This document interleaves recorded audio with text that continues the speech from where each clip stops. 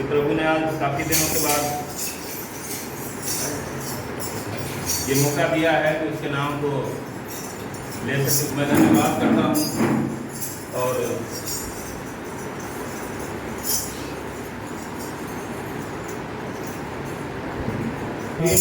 यहोवा ने बनाया है हम इसमें आनंदित हो, आनंदित हो।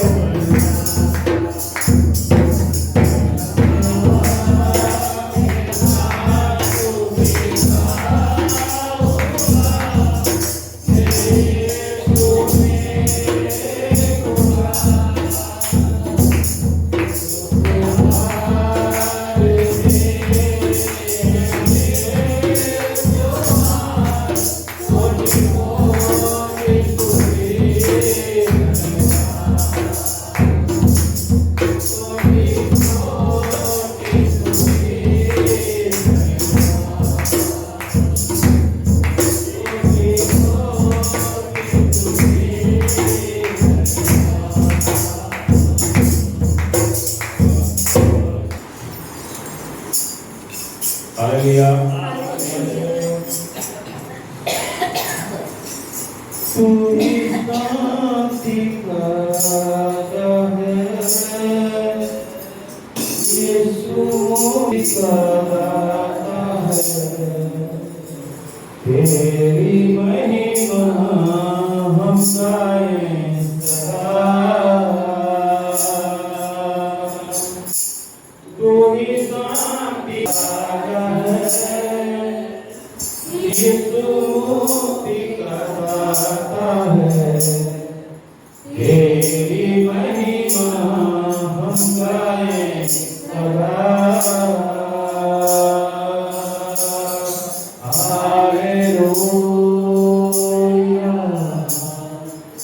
Hallelujah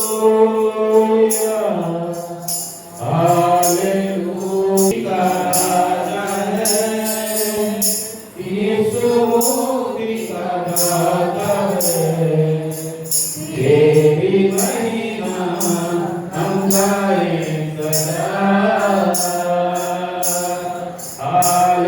hallelujah hallelujah hallelujah hallelujah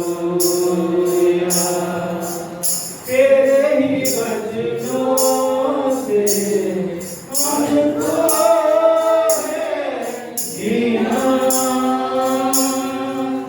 तेरे ही कदमों से हमको है चलना तेरे ही वचनों से हमको है जीना तेरे ही कदमों से हमको है चलना तू ही राह दिखाता है तू ही हमको चलाता है तेरी महिमा हम गाएं सदा हालेलुया हालेलुया हालेलुया हालेलुया कितनी महान है यीशु तेरी करुणा तेरे ही नामों में हम पाते हैं पनाह कितनी महान है यीशु तेरी करुणा तेरे ही नामों में हम पाते हैं पनाह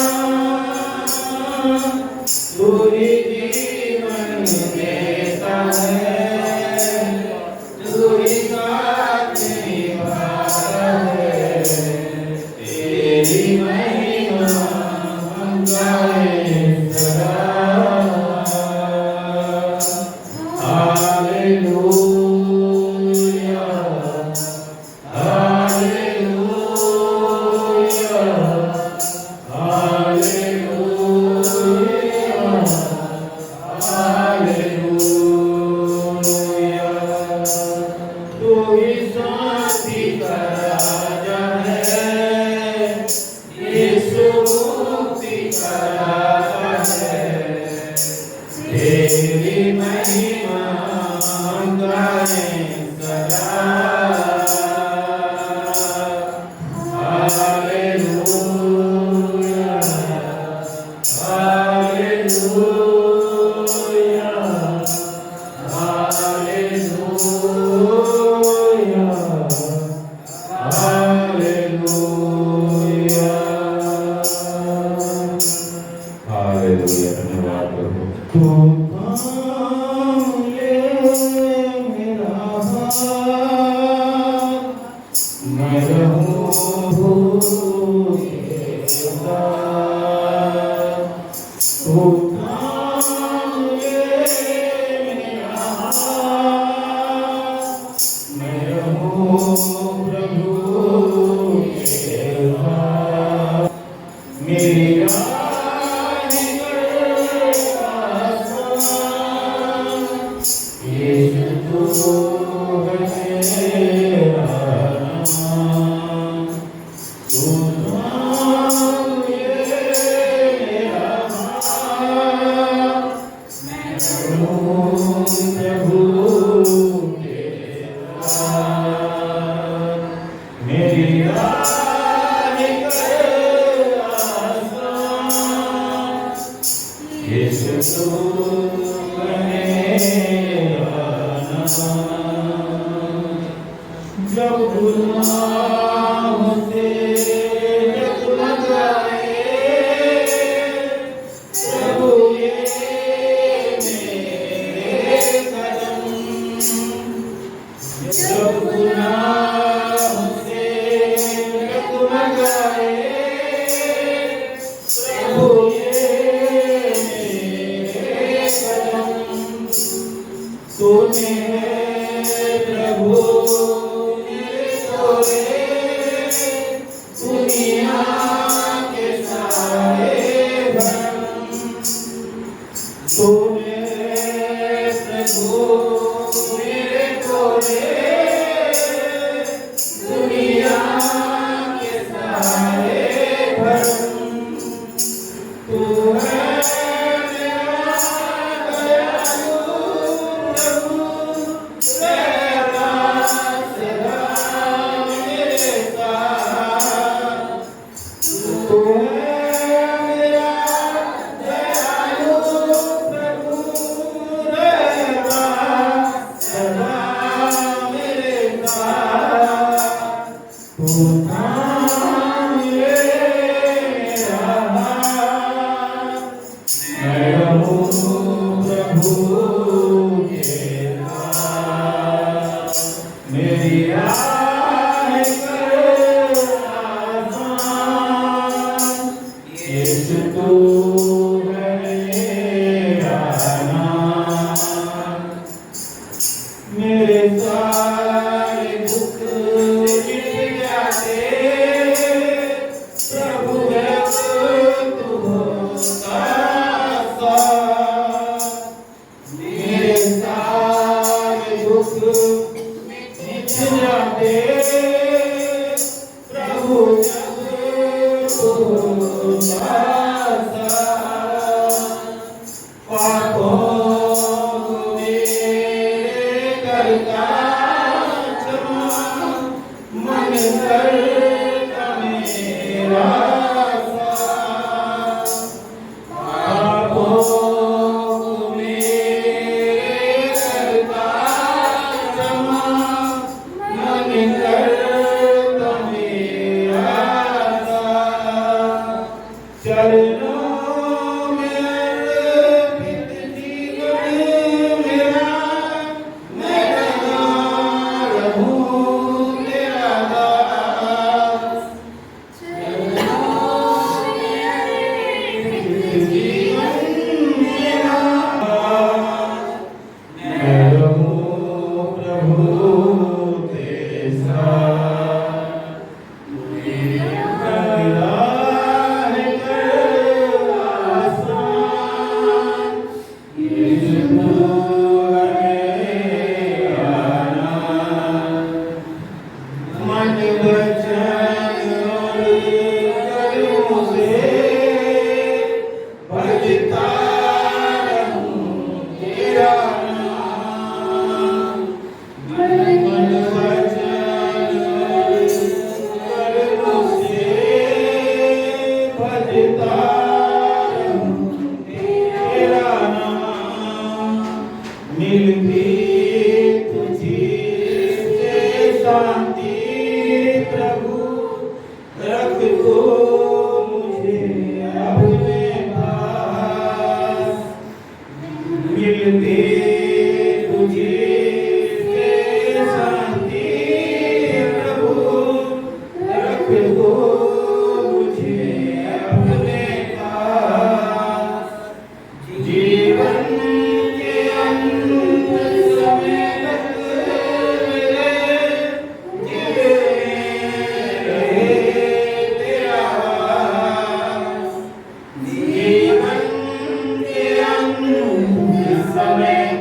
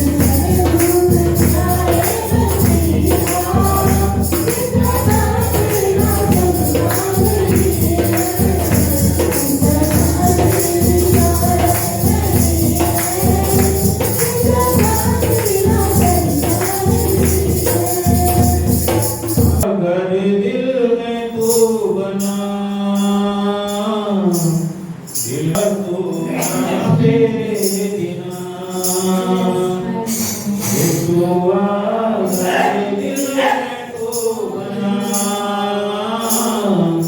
दिल तेरा तू ना तेरे बिना। दुनिया में कहीं खुशी नहीं, मुश्किल में मेरी है जिंदगी। दुनिया में सच्ची खुशी नहीं, मुश्किल में मेरी है जिंदगी। यीशुआ मेरे दिल में तू बना, दिल में तू ना तेरे बिना। यीशुआ मेरे दिल में तू बना, दिल मेरा तू ना तेरे बिना। बचने दिल की पुकार है, तुझ बिन ये जीवन लाचार है। बचने दिल की पुकार है, तुझ बिन ये जीवन लाचार है। तुझसे प्रभु मुझको आस है, तुझ में तो प्यार ही प्यार है। तुझसे प्रभु मुझको आस है, तुझ में तो प्यार ही प्यार है। मुझे भी भलाई मेरी नहीं, जब तेरे जैसा कोई नहीं। मुझे भी भलाई मेरी नहीं, प्रभु तेरे जैसा कोई नहीं। यीशुआ मेरे दिल में तू बना, दिल मेरा तू ना तेरे बिना। यीशुआ मेरे दिल में तू बना, दिल मेरा तू ना तेरे बिना। जीवन की हालत पे रोक लूं, तू ही बताए क्या करूं। जीवन की हालत पे रोक लूं, तू ही बताए तो क्या करूं। दुनिया की खुशियां गम से भरी, धोखा ही धोखा है हर कहीं। दुनिया की खुशियां गम से भरी, धोखा ही धोखा है हर कहीं। ठोकरे अब मैं न खाऊंगा, दुनिया में दिल न लगाऊंगा। ठोकरे अब मैं न खाऊंगा, दुनिया में दिल न लगाऊंगा। यीशुआ मेरे दिल में तू बना, दिल मेरा तू ना तेरे बिना। यीशुआ मेरे दिल में तू बना, दिल मेरा तू ना तेरे बिना। तुझसे और जिंदगी नहीं, है जीवन की हर खुशी। तुझसे अलग जिंदगी नहीं, तुझमें है जीवन की हर खुशी। अब मैं न जीवन गवाऊंगा,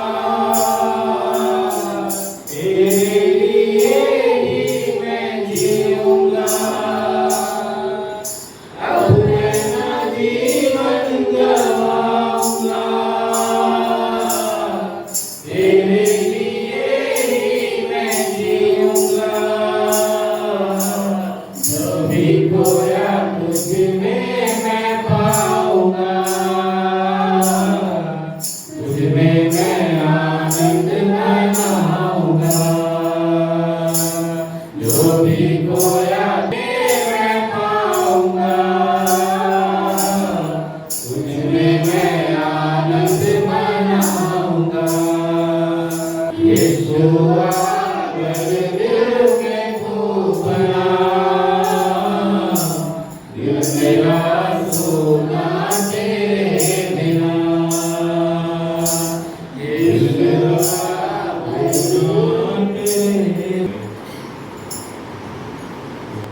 एक वायदा है प्रभु का और उसी वायदा के साथ हम जीते हैं। वही वायदा हमारे जीने का एक सहारा है। क्या कहता है कि मत डर, मैं तेरे साथ।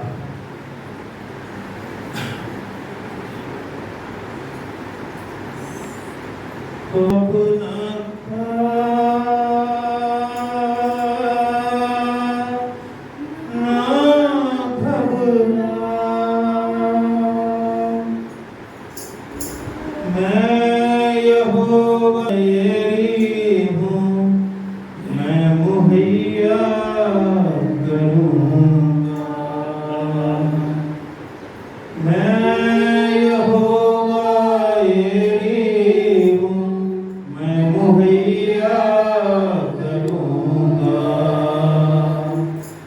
खौफ न खा, ना घबरा, खौफ न खा, ना घबरा। मैं यहोवा तेरी हूँ, मैं मुहैया करूँगा। मैं यहोवा तेरी हूँ, मैं मुहैया करूँगा। मैं ही तुझको संभालूंगा, मुश्किलों से निकालूंगा। मैं ही तुझको संभालूंगा, मुश्किलों से निकालूंगा। तूफानों में आऊंगा, मैं को बचाऊंगा। तूफानों में आऊंगा, मैं तुझको बचाऊंगा। मैं यहोवा तेरी हूँ, मैं मुहैया करूँगा। मैं यहोवा तेरी हूँ, मैं मुहैया करूँगा। मेरे पर्दे में आ जाओ, मेरे साए में आ जाओ। मेरे पर्दे में आ जाओ, मेरे साए में आ जाओ।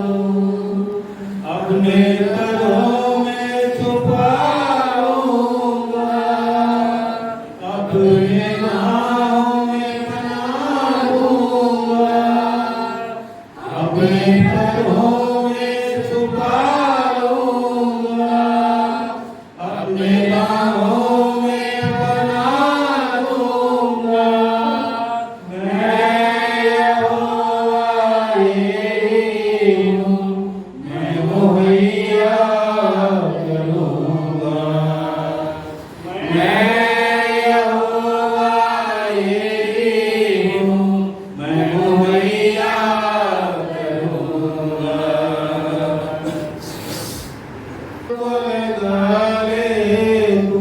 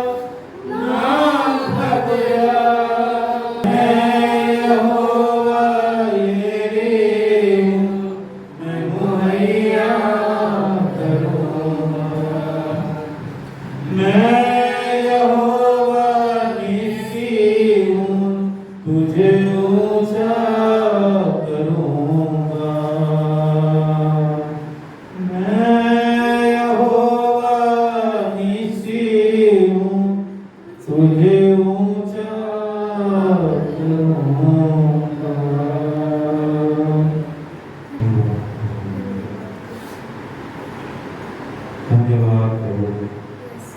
खुदावन यदि कोई भी भूल चूक हो क्षमा करें और यदि प्रभु जी जो भी परंपरा प्रभु जी आपकी दया हो प्रभु जी आप ग्रहण करें प्रभु जी।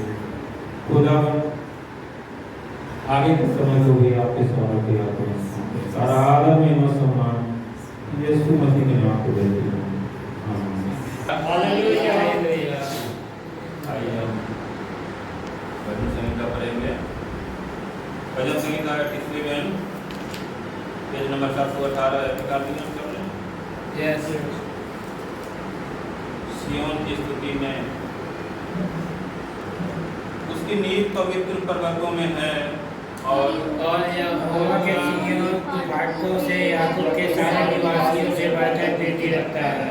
हे परमेश्वर के नगर तेरे विषय महिमा की बातें कही गई है। मैं रमजान वाला से है और बारे की चर्चा करूंगा और इस चीज और उसको देखो ये वहां उत्पन्न हुआ था।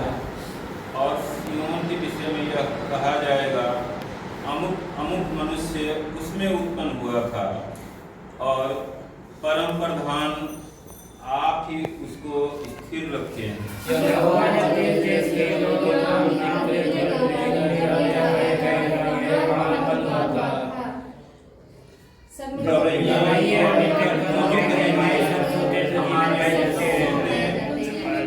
पाए जाते हैं। एक चीज हमेशा ध्यान में रखना चाहिए कि जैसे आज हम हैं और कल क्या होगा, हम इतिहास बन जाएंगे, है ना। हमने जो कुछ भी अच्छा किया है, जो समाज के लिए जो एक आदर्श है, और जो कुछ भी गलत किया है जिससे समाज का नुकसान हुआ है, वो सब जो है ना आने वाली पीढ़ी क्या करेगी, उसको जो है ना देखेगी। इसी तरह से जो परमेश्वर ने जो कुछ भी किया है वो भी एक उसी तरह से एक इतिहास है, एक इतिहास का दस्तावेज है जो हमें ये बताता है कि परमेश्वर का जो नेचर है, जो स्वभाव है, वो कैसा है। Hallelujah hallelujah. हम बहुत सारे उदाहरण देखते हैं। ये पवित्र बाइबल जो है ना उदाहरणों से भरा पड़ा है। इसमें से अच्छे लोगों के भी उदाहरण हैं और ऐसे लोग भी हैं जो परमेश्वर के कितने बड़े विद्रोही थे। लेकिन हमें ये भी समझना चाहिए, मैं जो इतिहास कहता हूं तो इसका मतलब आप ये मत समझिएगा कि हम परमेश्वर को छोटा कर रहे हैं, क्योंकि देखिए जो कुछ भी लिखा गया है, जो भी हमारे सामने है, वो परमेश्वर की मर्जी से ही है। बिना परमेश्वर की मर्जी से हमारे सामने कुछ नहीं आएगा। हालेलुया। तो यहाँ पर जो कह रहा है कि उसकी नींव पवित्र पर्वतों में है। किसकी नींव है?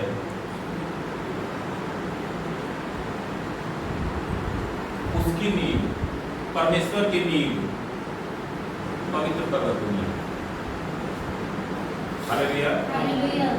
आप देखिए कि राजा दाऊद को परमेश्वर ने क्या वरदान दिया था। राजा दाऊद को परमेश्वर ने ये वरदान दिया था कि अगर तेरे लोग जो भी मैंने वाचा बांधा है, जो भी व्यवस्था दिया है, जो भी आज्ञा दी है, उसको मानते रहेंगे और जो चेतावनियां मैंने दी है, दोनों चीजें हैं, क्या करना है और क्या नहीं करना है। व्यवस्था का मतलब यह है कि क्या करना है, और जो चेतावनी का मतलब है कि क्या नहीं करना है, रिस्ट्रिक्टेड क्या है। तो अगर उनको मानते जाएंगे तो मैं तेरे वंश में से हमेशा एक को गद्दी पर बैठा के रखूंगा। क्या है गद्दी? क्या कभी हम सोचते हैं क्या गद्दी क्या है? मान लो कि आप अपने घर में बढ़िया से बढ़िया आप व्हीलिंग चेयर खरीद लो, है ना, 10,000, 15,000, 20,000, 50,000, 2 लाख, 5 लाख का खरीद लो, तो क्या आप राजा हो जाओगे? क्या राजा का मतलब अथॉरिटी है, पावर है, जो परमेश्वर की ओर से ही मिलता है। हालेलुया। हालेलुया। उस जगह पे, उस पोजीशन पे बैठा के रखूंगा, ये परमेश्वर ने वादा किया। लेकिन अगर उन्होंने चितौनियों को नहीं माना तो क्या करेगा? क्योंकि उसने यह क्या है, उसकी नींव पवित्र पर्वतों में है। उसका नींव भी जो है ना पवित्र पर्वतों में, यानी कि जहां पवित्रता होगी वहीं रहेगा। जहां नींव रहेगा वहां भवन भी होगा,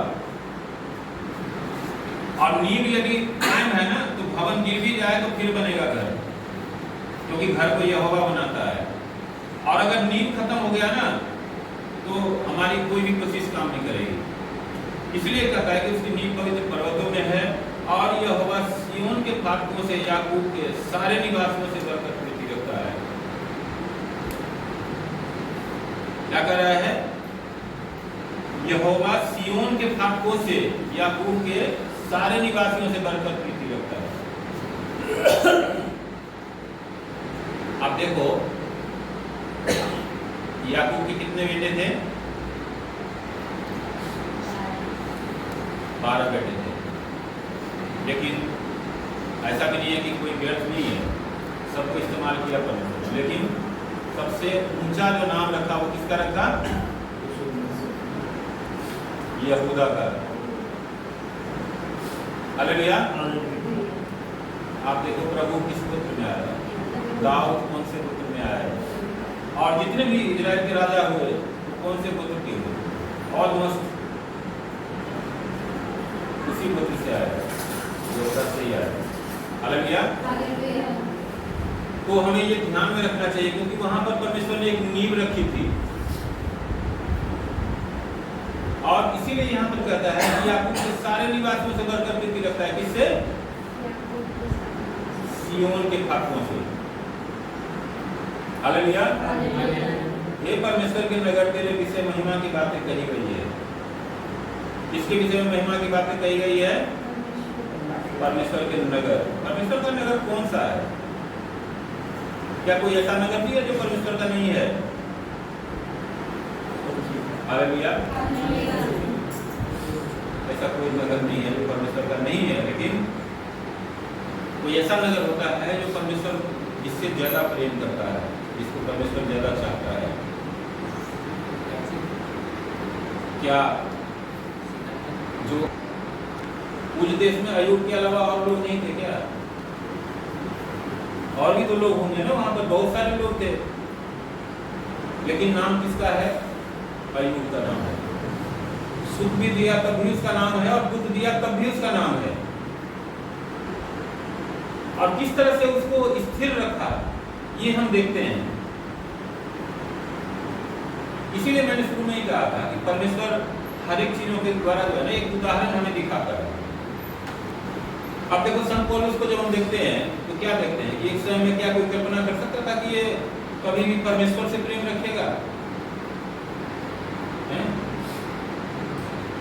जो इतना बड़ा विद्रोही था, लेकिन उसका जीवन हमें ये दिखाता है कि परमेश्वर चाहे तो एक पल में परमेश्वर सब कुछ पलट सकता है। लोगों की विचारधारा, लोगों का मन, लोगों का जीवन, लोगों का सब कुछ, ईच एंड एवरीथिंग वो पलट सकता है। वो समर्थ है।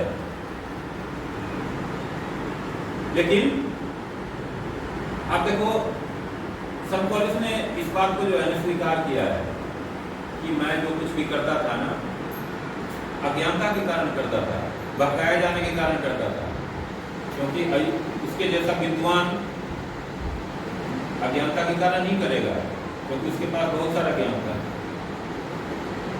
हालेलुया। अब क्या कर रहा है कि मैं अपने जान पहचान वालों से रहब और बाबेल की भी चर्चा करूंगा। पर इस सोर और कुश को देखो, यह वहां उत्पन्न हुआ था। आप देखो किस तरह से परमेश्वर रहब को बनाता भी है और उसको घात भी करता है। और जो बाबेल है, यानी कि जिसको हम बेबीलोन बोलते हैं, आपको मेरे ख्याल से किताबों से भी हटा दिया गया है उसका, लेकिन हम लोगों ने पढ़ा था बेबीलोन की सभ्यता। एक समय में बेबीलोन ऐसा एक देश था, एक ऐसा शहर था कि जो हर तरह से मजबूत था, संपन्न था। लेकिन ये मजबूती और संपन्नता जो है ना, जब काफी ज्यादा बढ़ जाता है तो उसका जो है ना एक साइड इफेक्ट ये भी देखा गया है कि लोग परमेश्वर से दूर हो जाते हैं। बहुत कम लोग हैं जो परमेश्वर में कायम रह पाते हैं। और वहां पर भी क्या हुआ, दुष्टता से भर गए लोग और जुल्म करने लगे लोगों पर, और अन्याय से भर गई वो नगरी। इसीलिए परमेश्वर ने क्या किया, उसका नामो निशान खत्म कर दिया। आप सबों अमोरा के विषय में पढ़ो, उत्पत्ति में आप पढ़ोगे तो आपको पता लगेगा कि किस तरह से परमेश्वर ने गंधक और आग बरसा करके उसको हमेशा हमेशा के लिए नामो निशान। तो कहने का मतलब जो ये सब क्या हुआ है, ये सिर्फ एक चर्चा का विषय रह गया है, इतिहास के पन्नों में दफन हो गया है। और आज हम किस लिए चर्चा कर रहे हैं, उसकी बुराइयों की वजह से कि उसने बुरा किया और परमेश्वर ने क्या किया, उसको दंड दिया। हालेलुया। और सियोन के विषय में यह कहा जाएगा, अमुक अमुक मनुष्य उसमें उत्पन्न हुआ था और परम प्रधान आप ही इसको स्थिर रखिए। आप देखिए सियोन के विषय में क्या कह रहा है, दोनों में क्या फर्क है। उसको किस लिए नाम लिया जा रहा है, बेबीलोन, और वो जो तमाम जो सोर, पलिश्त, कुश, इसको किस लिए नाम लिया जा रहा है, क्योंकि परमेश्वर ने उसको दंड दिया, वहां बुराइयां भरी थी। लेकिन सियोन के विषय में क्या कहा जाएगा कि अमुक अमुक मनुष्य उसमें, आप देखो दाऊद का नाम कितना सम्मान से लेते हैं, अभी हमने अय्यूब का नाम लिया, कितना सम्मान से लिया जाता है, सुलेमान का नाम कितना सम्मान से लिया जाता है। बहुत सारे ऐसे लोग हुए हैं जिनको परमेश्वर ने महान किया, उनका नाम एक आदर के साथ लिया जाता है वहां पर। हालेलुया। और परम प्रधान ने क्या किया, उसको स्थिर रखा था। यहोवा जब देश देश के लोगों के नाम लिखकर गिन लेगा तब वह कहेगा यह वहां उत्पन्न हुआ था। परमेश्वर को सब पता है कि परमेश्वर ने कहाँ किसको भेजा, कहाँ किसको रखा। और हम आज उसके जो लिखित दस्तावेज हैं उसमें हम पढ़ते हैं कि कौन कहाँ उत्पन्न हुआ था। गवैया और मृतक दोनों कहेंगे हमारे सब सोते जीवन गाए जाते हैं। गीत क्या गाया जाता है, आप देखो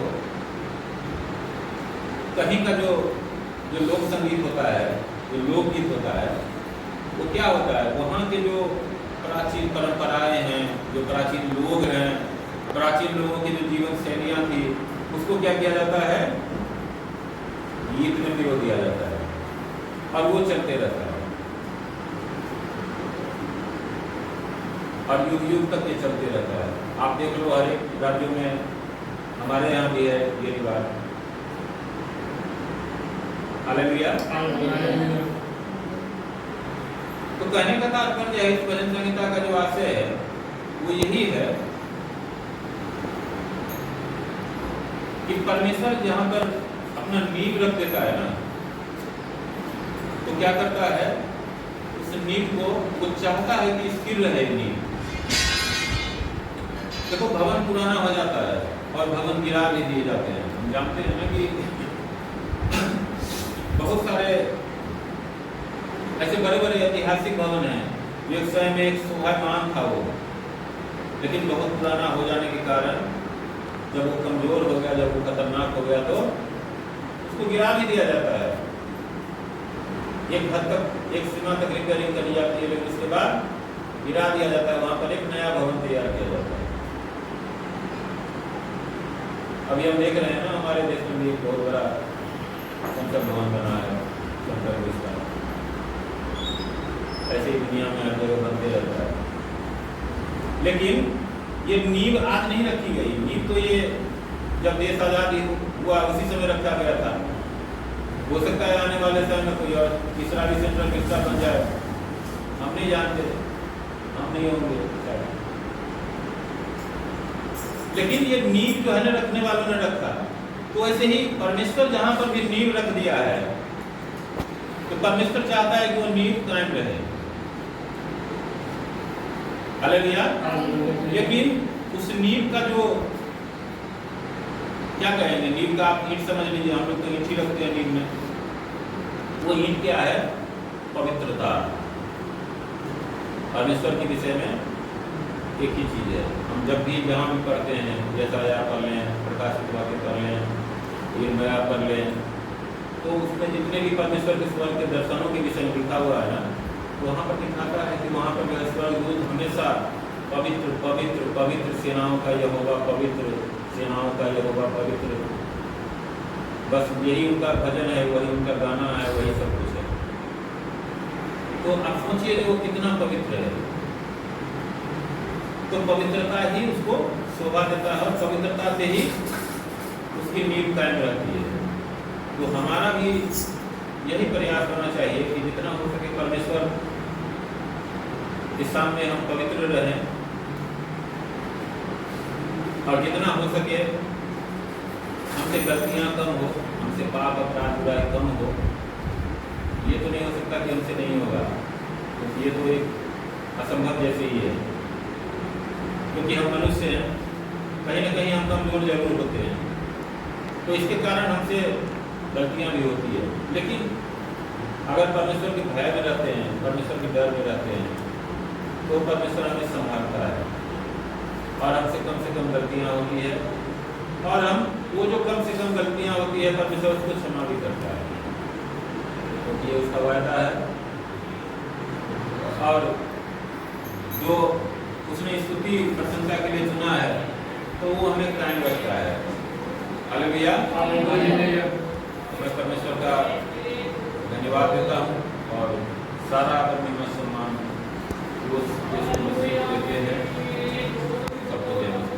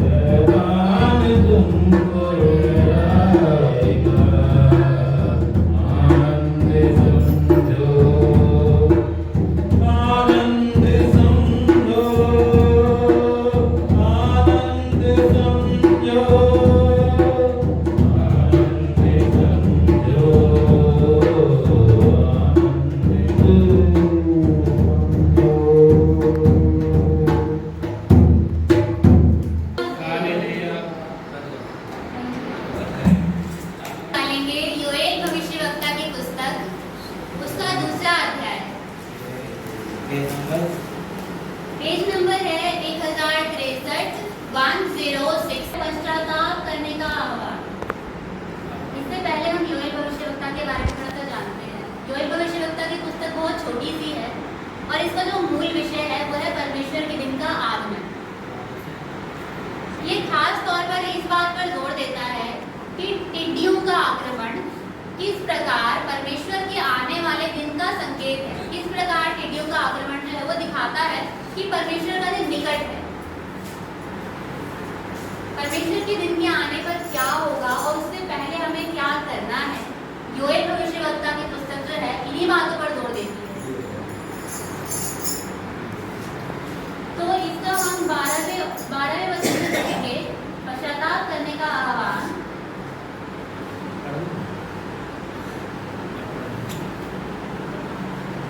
तो भी यहोवा की यह वाणी है, अभी भी सुनो, उपवास के साथ रोते पीटते अपने पूरे मन से फिरकर मेरे पास आओ।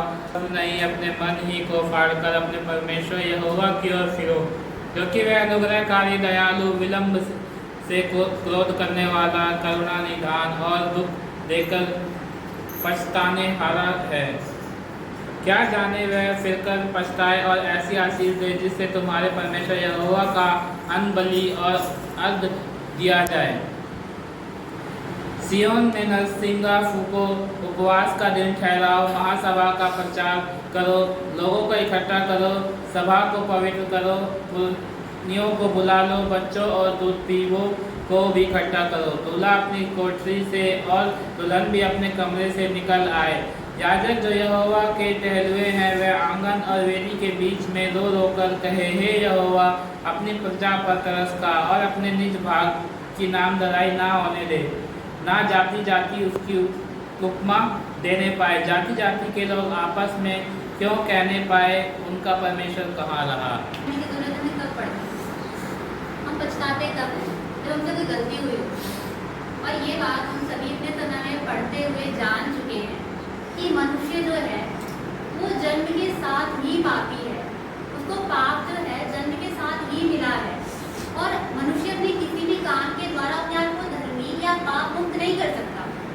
इसीलिए हमें पछताने की जरूरत है, इसलिए पश्चाताप करने की जरूरत है कि परमेश्वर के न्याय के दिन में हम दोषी ना ठहराए जाए, हम जो है हमें उस न्याय का सामना ना करना पड़े। क्योंकि इससे जस्ट पहले अगर हम वचन देखते हैं ना तो उसके अंत में ही है एक बात, क्योंकि यहोवा का दिन बड़ा और अति भयानक है, उसको कौन सह सकेगा। परमेश्वर का जो दिन है वो इतना बड़ा और भयानक है कि उसको सहने की क्षमता किसी में नहीं है। इसीलिए हमें जरूरत है पश्चाताप करने की। अब देखिए पहला वचन कहता है, तुम्हें यहोवा की यह वाणी है, अभी भी सुनो, उपवास के साथ रोते पीटते अपने पूरे मन से फिरकर मेरे पास आओ। देखिए परमेश्वर जो है ना वो बहुत दयालु है, वो करुणा करने वाला है। इसीलिए वो कहता है कि तो भी इसके बाद भी परमेश्वर की वाणी क्या है कि तुम फिर कर मेरे पास आओ, लौट आओ, जिस मार्ग में तुम हो वहां मत रहो, लौट आओ, मेरे पास आ जाओ। अभी भी सुनो, उपवास के साथ रोते पीटते अपने मन से फिरकर मेरे पास आओ। देखिए यहाँ जिस उपवास की बात हुई है ना, यहाँ पर ये नहीं कहा है कि तुम इतने दिन मेरे पास हो, यानी कि हम ऐसा उपवास रखें ना जिसमें अपना मन परमेश्वर की ओर लगाए। सिर्फ भूखे रह लेने से, आप पूरे दिन भूखे रहिए लेकिन आपके मन में एक पल के लिए परमेश्वर का ध्यान ना आए, तो उस उपवास का कोई फायदा नहीं है। उपवास का असल अर्थ तब है जब आपका मन परमेश्वर की ओर लगा हो। जब आप जिस समय उपवास में है ना, वो समय आप सिर्फ परमेश्वर को दे रहे हैं, वो समय आप परमेश्वर के साथ बिताते हैं, वो समय आप परमेश्वर को देते हैं, तब वो उपवास है। परमेश्वर ऐसे ही उपवास के विषय में कह रहा है कि तुम ऐसा उपवास रखो कि मन फिराकर मेरे पास आओ। हमें इस प्रकार का पश्चाताप करना है कि हम मन फिराएं, अपने वस्त्र नहीं अपने मन ही को फाड़ कर। देखिए पहले के समय में हम अगर पुराने नियम में देखते हैं तो क्या होता था कि उपवास रखने के लिए ना एक विधि होती, जो कपड़े होते थे वो फाड़े जाते थे, टाट पहना जाता था और सर पे राख लगाई जाती थी, राख उड़ाई जाती थी सर। लेकिन यहाँ परमेश्वर का वचन कहता है ना कि तुम्हें ऐसा उपवास नहीं रखना, तुम्हें कपड़े नहीं फाड़ने, तुम्हें अपने मन को फाड़ना है। जो मन कठोर हो गया है ना, पाप करते करते, पाप में जीते जीते, उसको फाड़ना है। अपने मन को फाड़ो, परमेश्वर के सामने अपने टूटे पिसे कुचले हुए मन को रखो। वस्त्र फाड़कर संसार को नहीं दिखाना है, हमें अपने मन को फाड़कर परमेश्वर को दिखाना है कि देख परमेश्वर, हम वाकई पश्चाताप करना चाहते हैं, वाकई हमारे दिल में पश्चाताप है उन गलतियों के लिए, उन गुनाहों के लिए जो हमसे हुए हैं। अपने परमेश्वर यहोवा की ओर फिरो। क्यों? क्योंकि वह अनुग्रहकारी, दयालु, विलंब से क्रोध करने वाला, करुणा निधान और दुख देकर पछताने वाला है। क्यों फिरो? क्योंकि परमेश्वर अनुग्रहकारी, वो अनुग्रह करता है, वो दयालु है, वो दया करता है। वो ऐसा नहीं है कि हमसे गलती हो गई ना तो बस अभी हमें नष्ट कर देगा, वो दया करने वाला है। ऐसा कौन सा पिता होगा जिसको अपने बच्चे पे दया नहीं आती? ऐसा कौन सा पिता है जो नहीं चाहता कि उसका बच्चा खुश रहे? परमेश्वर भी हमारे लिए जीवन चाहता है, वो चाहता है कि हम जीवित रहें, हम जीवन को पाएं, वो मृत्यु ना पाएं जो हमें आदम की गलती के साथ ही मिली है। वो चाहता है कि इस मृत्यु से पार होकर हम जीवन को पाएं। विलंब से क्रोध करने वाला, ये एक ऐसा वाक्य है जिसके हमारे पास बाइबल में उदाहरणों की कमी नहीं है। परमेश्वर विलंब से क्रोध करने वाला, वो कभी क्रोध करने में जल्दी नहीं करता, क्योंकि वो जानता है कि उस क्रोध को कोई सह नहीं सकता। जब परमेश्वर क्रोध करने लगता है तो उसको कोई सह नहीं सकता। हम परमेश्वर के क्रोध के कई उदाहरण देखते हैं कि जब परमेश्वर ने क्रोध किया तो क्या हुआ, किस प्रकार बड़े बड़े राजा धराशायी हो गए, किस प्रकार बड़े बड़े राज्य धराशायी हो गए। इसीलिए परमेश्वर क्रोध करने में विलंब करता है, करुणा निधान है और दुख देकर पछताने वाला है। वो दुख देकर पछताने वाला है। परमेश्वर जो है ना, अगर वो किसी को दंड भी देता है ना तो परमेश्वर दंड देकर खुश नहीं होता। ऐसा नहीं है कि उसे दंड देकर अच्छा लगता है। आप उत्पत्ति में एक उदाहरण देखिए, मनुष्य जाति का पाप कितना बढ़ गया था, इतना बढ़ गया था कि परमेश्वर को इतना क्रोध आया कि उसने फैसला किया कि वो मनुष्य जाति को, पूरी धरती पर जो भी जीवन है उसको वो नष्ट कर देगा। इतना क्रोध आया उसने किया। नूह, उसके परिवार, जो पवित्र जंतु थे उनके साथ जोड़े, जो अपवित्र थे उनके दोनों जोड़े, परमेश्वर ने बचाए। क्यों? क्योंकि जीवन कायम है। लेकिन उसके अलावा परमेश्वर ने सब नाश कर दिया। लेकिन उसके बाद क्या परमेश्वर को खुशी हुई इसकी? परमेश्वर को इसकी खुशी नहीं हुई। परमेश्वर ने उनसे फिर भी ये कहा कि ऐसा जल पड़ा है वो फिर कभी ना भेजेगा धरती। तो परमेश्वर ना दुख देकर पछताने आ रहा है। ये बात हम अपने जीवन की ध्यान रखें। जब हम पश्चाताप करते हैं ना तो हमें भी दुख होता है, हमें ना क्योंकि अपनी गलतियों का जब एहसास होता है तो हमें भी दुख होता है कि हमने कितनी गलतियां की हैं, कितने अपराध हमसे हुए हैं। और परमेश्वर भी उस समय हमारे दुख को देखता है कि मेरा बच्चा पछता रहा है ना, पश्चाताप कर रहा है ना, उसको दुख हो रहा है। लेकिन परमेश्वर ना उस दुख से खुश नहीं होता है, वो हमें कभी भी दुखी देखकर खुश नहीं है। इसीलिए वो चाहता है कि हम पश्चाताप करें ताकि जो बड़ा दुख न्याय के समय आने वाला है उससे बच जाए। क्या जाने वह फिर कर पछताए और ऐसी आशीष दे जिससे तुम्हारा परमेश्वर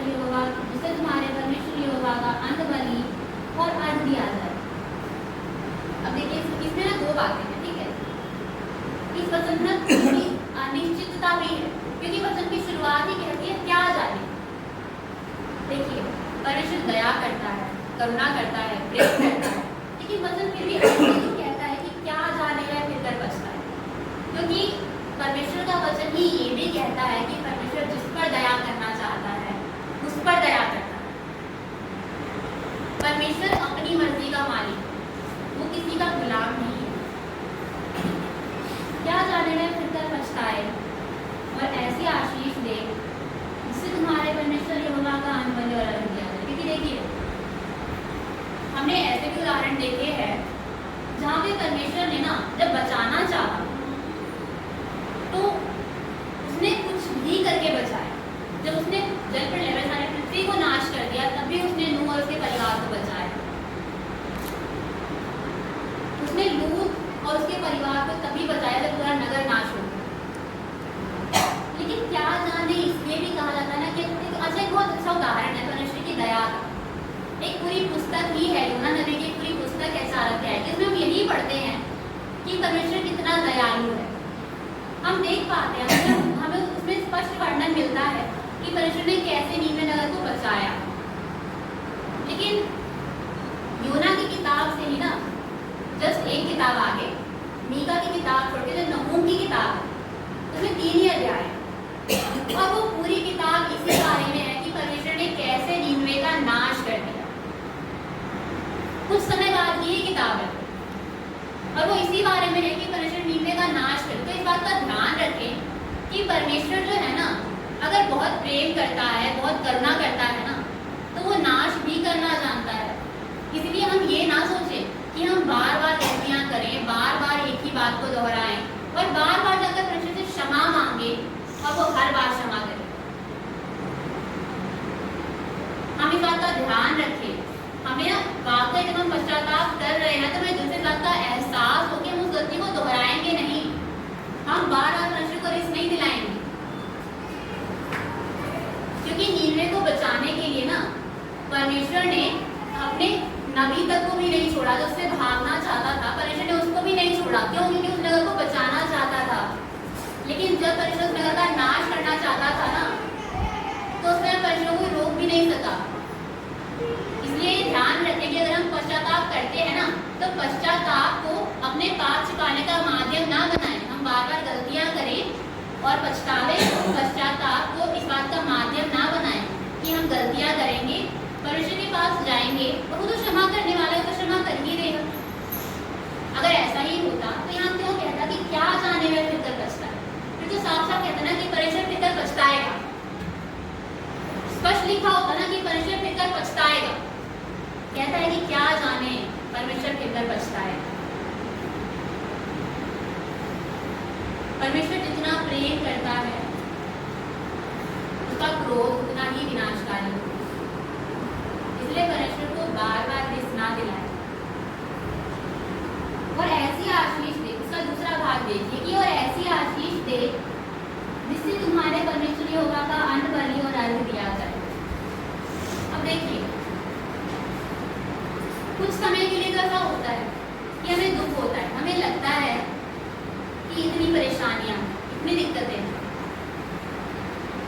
लेकिन जब हम पछताते हैं और परमेश्वर के पास जाते हैं तो हमें इसके भी उदाहरण मिलते हैं कि परमेश्वर ने कैसे थोड़ा सा दुख देके ना बाद में आशीषों के भंडार खोले। एक नहीं, कई बार। अब्राहम का उदाहरण लीजिए। अब्राहम की परीक्षा हुई, उसे कहा गया जो सबसे प्रिय वस्तु है उसका बलिदान चढ़ाए। अब्राहम पीछे नहीं हटा, लेकिन बाद में उसकी आशीष क्या मिली?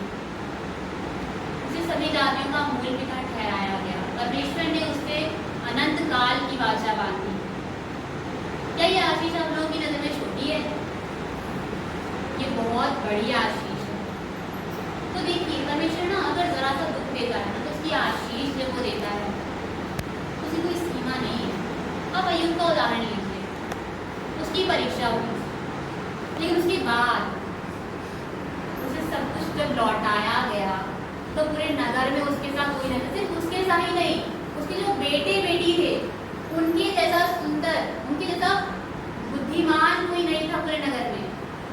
जब परमेश्वर आशीष देता है तो ऐसी आशीष देता है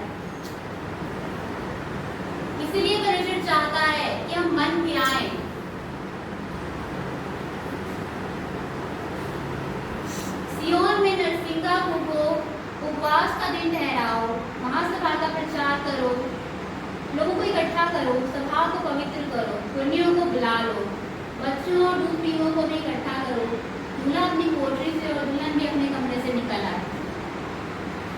किस प्रकार आह्वान किया जा रहा है? सियोन में नरसिंगा फूको, उपवास का दिन ठहराओ, महासभा का प्रचार करो। हर वो चीज जो हमारे वश में है, जो हम पश्चाताप करने के लिए कर सकते हैं, वो हम करें।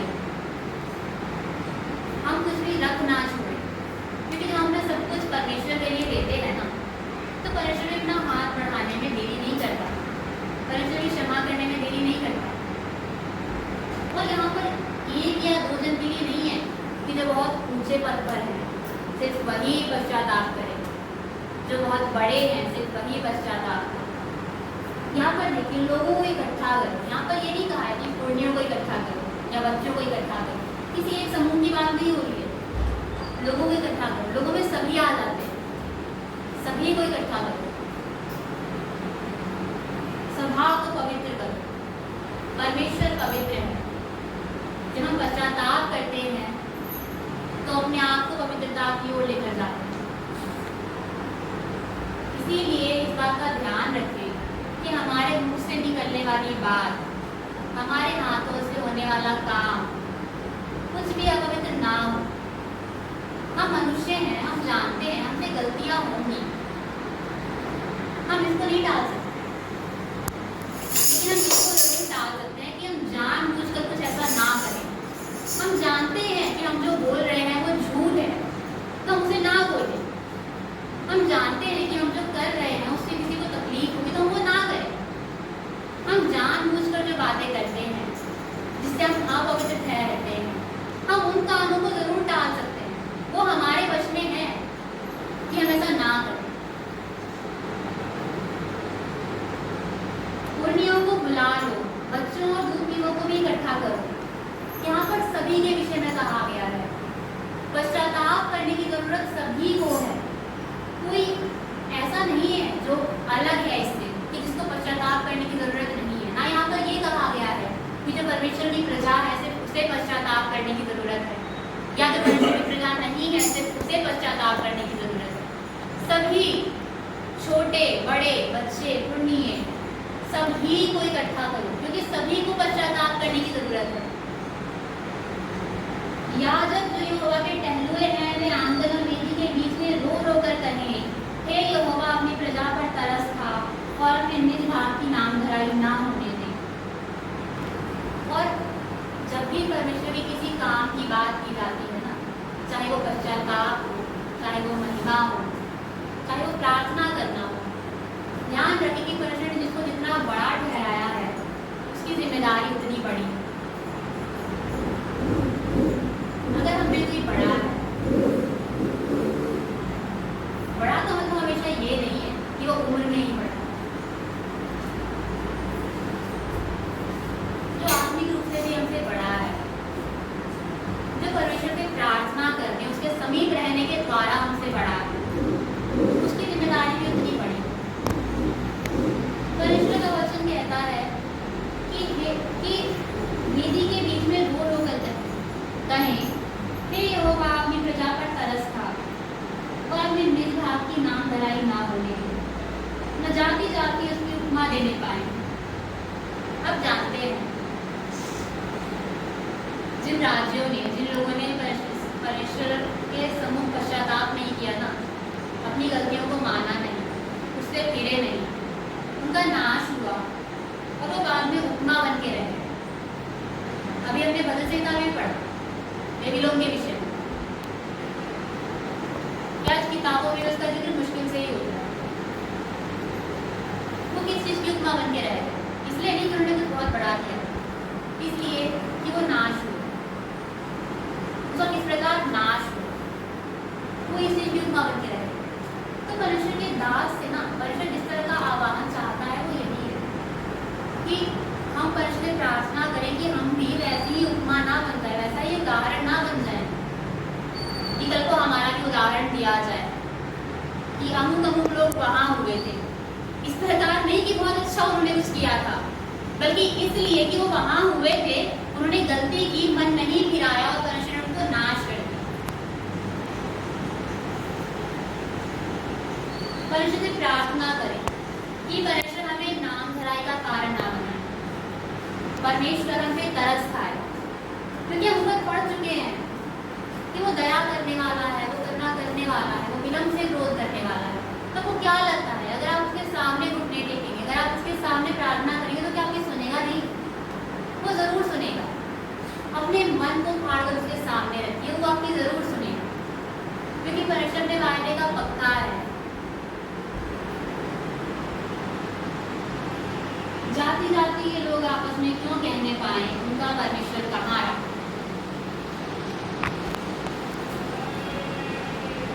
क्यों जाति जाति के लोग ऐसा कहने पाए कि उनका, हमारा परमेश्वर कहाँ रहा? जो हम नाश हुए तो हमारा परमेश्वर कहाँ था? ऐसा क्यों कहने पाए? कोई भी क्यों कहने पाए ऐसा? जब परमेश्वर हमें मौका दे रहा है कि हम परमेश्वर के बड़े न्याय के दिन से पहले मन फिराएं, पश्चाताप करें, यीशु मसीह के द्वारा उसके पास आए, उसके समीप करें, अपने जीवन को पवित्रता की ओर लेकर जाएं, तो क्यों हम और जातियों को, क्यों हम और किसी को ये कहने का मौका दें कि उनका परमेश्वर कहाँ रहा? क्यों हम किसी को ये कहने का मौका दें? क्यों हम इस बात की उपमा बने कि परमेश्वर जब क्रोध करता है तो कितना विनाशकारी होता है? क्या हमें इस बात की उपमा बननी है? क्या हम इस बात का उदाहरण बनना चाहते हैं कि परमेश्वर के क्रोध के शिकार हुए? नहीं, क्योंकि परमेश्वर ये नहीं चाहता। इस बात का ध्यान रखें कि जितने भी राज्य नाश हुए, जितने भी लोग नाश हुए ना, सभी के पास मौका था पश्चाताप करने का। परमेश्वर ने किसी को यूं ही नाश नहीं किया। जो वचन कहता है ना कि वो विलंब से क्रोध करने वाला है। बाइबल में जितने भी जगह पर ना नाश का वर्णन पढ़ते हैं कि कोई राज्य, नगर या राजा नाश हुआ, उससे पहले उसके पास मौका था कि वो पश्चाताप करता, मन फिराता, परमेश्वर से क्षमा मांग लेता, लेकिन उसने ऐसा नहीं किया, इसलिए वो नाश हुआ। इसीलिए योएल भविष्यवक्ता हमें इस वचन के द्वारा बताता है कि जब परमेश्वर का बड़ा दिन आएगा ना, उससे पहले, क्योंकि वो समय कब आएगा हम नहीं जानते, इसलिए जब हमारे पास समय है कि हम पश्चाताप कर सकते हैं, हम मन फिरा सकते हैं, हम परमेश्वर के पास आ सकते हैं, तो हम मन फिराएं और परमेश्वर के पास आ जाएं, क्योंकि जब परमेश्वर का बड़ा दिन आएगा ना, उस समय हमारे पास वो वक्त नहीं रहेगा कि हम तब मन फिराने लग जाएं, तब परमेश्वर से क्षमा मांगने लग जाएं। इसीलिए मैं आप सभी से भी ये आग्रह करती हूँ कि हम सभी की जिनमें गलतियाँ होती हैं, अपराध होते हैं, जाने में अनजाने में, लेकिन जानबूझकर ऐसा कुछ ना करें तो परमेश्वर को रिस्क दिलाएं और अपनी गलतियों का पश्चाताप करें परमेश्वर के सामने। उससे कहें कि वो आपको क्षमा करे, उससे कहें कि वो आप पे तरस खाए, और वो जरूर करुणा करेगा, वो जरूर दया करेगा। आमीन। मैं आशा करती हूँ इस वचन के द्वारा परमेश्वर आप सभी को समझ दे, आशीष दे। इस वचन के द्वारा आप सभी उसके समीप आने पाए। इस वचन को आप सभी जरूर दोबारा पढ़ें, क्योंकि हो सकता है परमेश्वर आप सबसे इस वचन के द्वारा कुछ और भी बात करना चाहता हो। इस वचन के पढ़े जाने और सुने जाने पर परमेश्वर आप सभी को आशीष दे, सभी को जय मसीह।